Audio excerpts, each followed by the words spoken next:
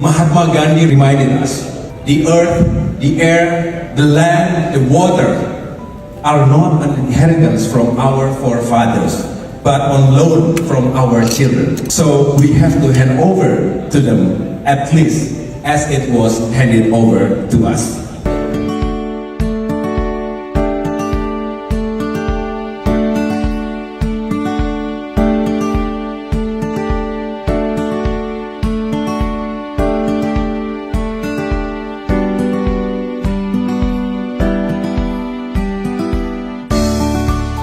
By 2050, we will have to deal with land and water scarcity.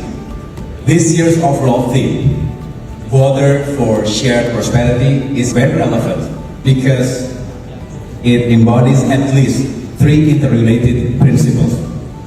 First, water management. The scope of genuine prosperity also includes the state of success, happiness, and health. My second principle, fair accessibility, which is a manifestation of interspatial sharing. Water management must be implemented fairly to provide equal access to drinking water and sanitation. And the third principle is sustainability.